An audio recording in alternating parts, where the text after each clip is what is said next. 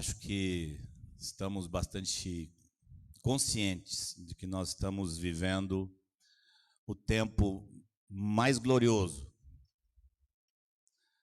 e o mais difícil da história da igreja. O mais glorioso porque o noivo está vindo. O mais difícil porque ele mesmo e os apóstolos falaram muito dessas dificuldades. E nós as estamos vendo. Vamos confirmar nosso coração com fé, olhando a palavra do Senhor a respeito do que ele diz sobre sua volta. Vamos olhar apenas 3 sinais. Há uma abundância de sinais nas Escrituras que estão se cumprindo hoje. Há uma abundância de sinais, nós vamos olhar apenas 3 deles nessa manhã. Primeiro está em Mateus 24:12. A multiplicação da iniquidade. O que está escrito lá? E por se multiplicar a iniquidade, o amor se esfriará de quase todos. Amados, seria necessário ainda hoje, novamente, ficarmos fazendo comparação entre o que vivemos hoje e a realidade desse mundo 30, 40 anos atrás? É necessário ainda isso? Se for necessário que nós comecemos a comparar, ou voltemos a comparar a realidade de hoje com a realidade de 20, 30, 40 anos atrás, seria porque nós estaríamos muito mal. Se nós não estamos aptos para ver. Todos vocês veem, não veem? É claro que sempre houve iniquidade na terra, mas a profecia de Jesus não diz e por aparecer a iniquidade. Diz por se multiplicar a iniquidade. Nós vivemos hoje uma multiplicação de iniquidade nunca antes conhecida na história humana.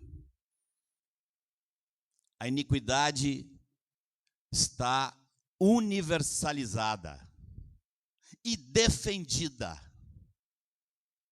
Ela é defendida em quase 100% da mídia. Você na mídia encontra uma coisinha ou outra contra a iniquidade. Ela é defendida pelo povo que escreve na mídia. Ela é defendida por muitos professores nas escolas. A iniquidade é defendida por muitos dos formadores de opinião. A iniquidade salta da tela do seu computador quando você entra na internet. A iniquidade é defendida pela igreja. Pela igreja? Pela igreja. Uma igreja que se levanta para atacar o crescimento do homossexualismo, enquanto ela mesma defende o divórcio e não faz nada contra a fornicação e a impureza que assola a cristandade. Se levanta contra o homossexualismo, dizendo que ele destrói a família, quando o divórcio e o recasamento estão destruindo as famílias da nação há décadas. A igreja convive com pecados como se fosse normal. É pecado o homossexualismo? Sim, assim como toda a impureza. E como os pecados com os quais a igreja se acostuma a conviver. e não lutar contra eles, a mentira, a exploração da fé, a discórdia entre irmãos, a inimizade, dissensões, facções e invejas. É necessário explicar, amados? Não é necessário explicar. Se você tem olhos para ver, você está vendo a iniquidade se multiplicando como nunca antes.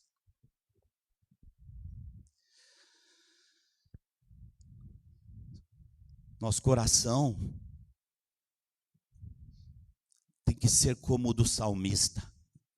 No Salmo 119, no versículo 136, ele diz: torrentes de água nascem dos meus olhos, porque os homens não guardam a tua lei. Está teu coração assim?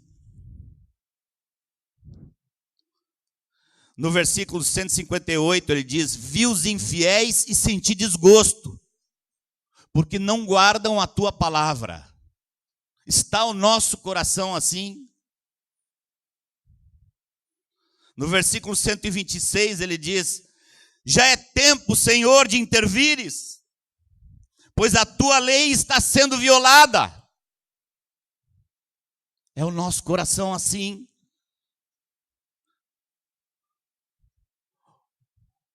Ou nós nos acostumamos com a iniquidade e vamos deixando nossos sentidos se embotarem? Segundo sinal que eu quero salientar aqui, nessa manhã, esses textos aqui, depois a gente passa para vocês. O segundo sinal, a viabilização de um governo único. Os irmãos que ouvirem gravação disso em casa, podem parar para ler 2 Tessalonicenses 2, de 1 a 12, Apocalipse 13, onde fala do homem da iniquidade, também o chama de o iníquo, lhe chama de a besta. O dragão aqui tem um erro, o dragão não é o homem da iniquidade, o dragão é o próprio Satanás, que recebe poder para dar poder à besta. Quando eu me converti, me ensinaram isso. Que ia haver um tempo em que ia haver um governo mundial. E eu coçava a minha cabeça e dizia: como? Não é possível. Porque quando eu me converti, o mundo estava dividido em 2 blocos. E um muro dividia esses 2 blocos, o muro de Berlim. E do lado esquerdo o Ocidente com o capitalismo, e do lado direito o comunismo. E eu pensava: como? Isso é impossível. Se o homem da iniquidade for do mundo capitalista, os comunistas não vão aceitar. Se ele for do mundo comunista, os capitalistas não vão aceitar, então não tem como. Na década de 80, aquele que remove reis, estabelece reis, colocou no bloco comunista um homem chamado Gorbachev, que ninguém imaginava que faria o que fez. E em poucos anos, sem pedir apoio das nações, esse muro foi derrubado. Em 1989 foi derrubado o muro de Berlim. Temos que aprender a ler a história e ver a mão de Deus na história. Como Deus atuou e como Deus está atuando. Estamos indo numa direção sem volta.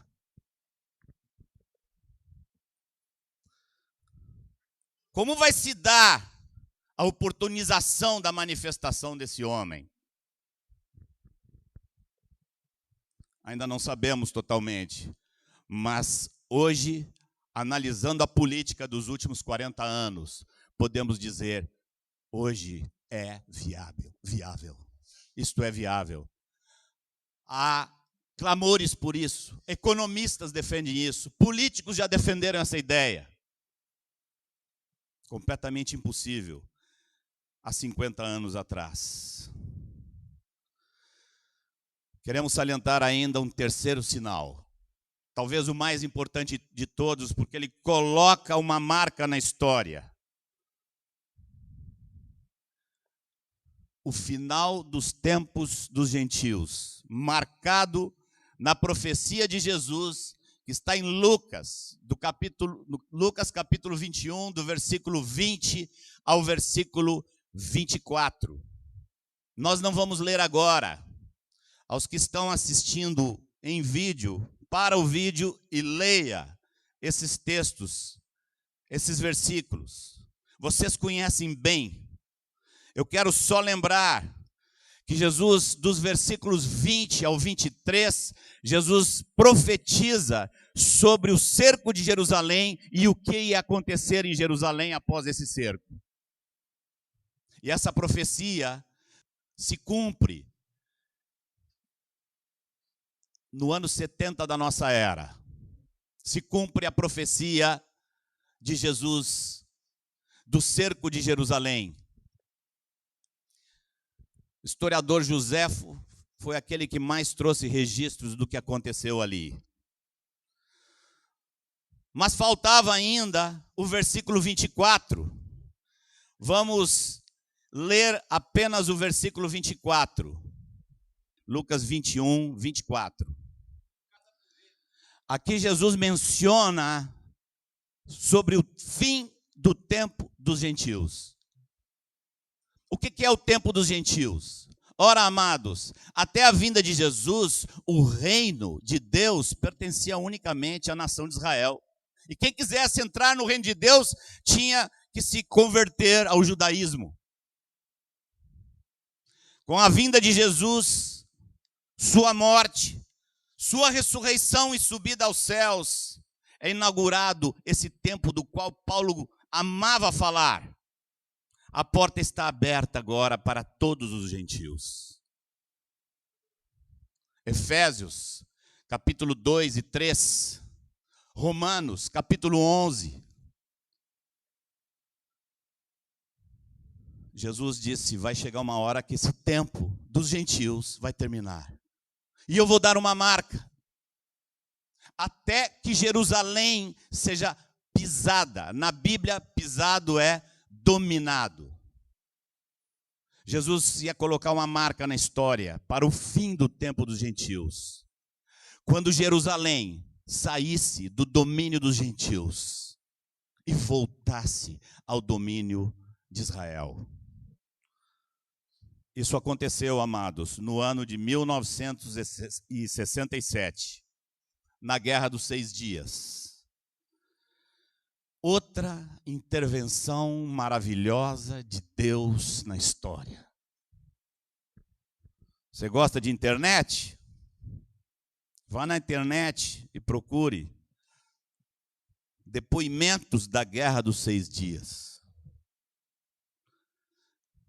Surpresa para os judeus e decepção para os árabes. Uma naçãozinha desse tamanho, cercada de nações com um poder bélico muito maior, se sente ameaçada e vai se defender. E em 6 dias, conquista tudo que está sendo disputado hoje. A faixa de Gaza, as colinas de Golã e Jerusalém. 1967. O cumprimento do versículo 24 da profecia de Lucas, capítulo 21. O final do tempo dos gentios. Amados, o que Jesus nos diz para fazer nessa hora? O que nós temos que fazer agora? Vamos ficar apavorados, com medo? Jesus tem 2 recomendações para nós, para o dia de hoje. Vamos ouvir Jesus falando. Esqueçam o Marcos. O que diz Jesus? Lucas capítulo 21, versículo 28. Jesus diz: exultai. Ora, ao começarem estas coisas a suceder, exultai e erguei a vossa cabeça, porque a vossa redenção se aproxima. Uma pergunta, eu sei que vem aos corações: como exultar? Como podemos exultar se estamos entrando num momento com previsão de tantas coisas más? Nossas famílias, nossos filhos cercados de iniquidade, promessas de perseguição, calamidades. Você vai a Apocalipse, está cheio de calamidades. O homem da iniquidade recebendo poder sobre esse mundo. Como é que nós podemos exultar? Eu quero responder essa pergunta com outras perguntas. Afinal, de quem somos? A quem seguimos? Quem é o nosso mestre? O que ele disse? O nosso mestre não disse: eu não sou desse mundo e vocês também não são desse mundo. Nós não cremos? Nós temos alguma esperança nesse mundo? O nosso coração não anela por novos céus e nova terra, aonde habita a justiça? O teu coração tem algum desejo de que permaneça esse mundo com esse país e toda injustiça da qual o país inteiro está cansado? Ele não nos disse para tomarmos a cruz e morrermos? Não é essa a nossa fé? Não é essa a tua fé? Não desejamos de todo o coração que o Todo-Poderoso venha e termine com tanta iniquidade? Amamos esse mundo, queremos vê-lo preservado? Amados, nosso destino é sublime. Nós vamos ter um novo corpo. Deus vai enxugar toda lágrima. Nós vamos ver Jesus face a face. Nós vamos reinar com Cristo. Leia em Apocalipse o finzinho de cada carta para aquelas igrejas. Ao vencedor, ao vencedor, ao vencedor. Leia aquelas promessas e encha teu coração com aquelas verdades. Outra palavra Jesus nos deu. Primeira, exultai. Segunda, acautelai-vos. Em Lucas, capítulo 21, versículo 34. Acautelai-vos para não suceder que os vossos corações fiquem pesados, com o excesso no comer e no beber, e com os cuidados desta vida, e que aquele dia venha sobre vós de repente como um laço. Às vezes eu tenho a impressão que aquele dia já veio. O dia que vem como um laço. Porque os prazeres e as preocupações deste mundo já são um laço sobre muitos. Só há duas opções. Ou esse dia é para você dia de exultação, ou ele é um laço na sua vida. Se você está enlaçado, se arrependa, ainda há tempo. Acautelai-vos, disse o Senhor. Queria falar uma coisa a mais. Queria dizer para vocês qual é a mais terrível de todas as profecias que tem na Bíblia. Ela está escrita em Mateus capítulo 24, 12, e nós já lemos hoje. Esta é a profecia mais terrível. O amor se esfriará de quase todos, disse o nosso Senhor. Na carne, nós somos tentados a temer a perseguição, os cataclismos, a confusão, aquelas profecias terríveis de Apocalipse. O Jesus disse: quando você olhar essas coisas, não tema, exulte. Mas há uma coisa a temer. Há algo que a igreja precisa temer, há algo que você precisa temer.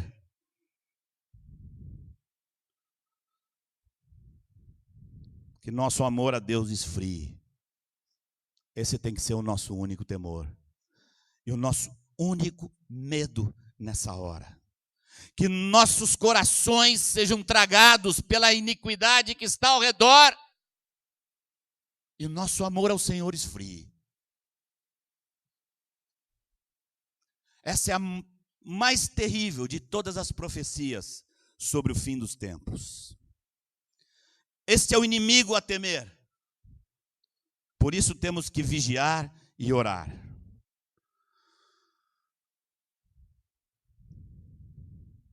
Mas no versículo 13, nós vemos a promessa que nós temos que alcançar. Aquele, porém, que perseverar até o fim, esse será salvo.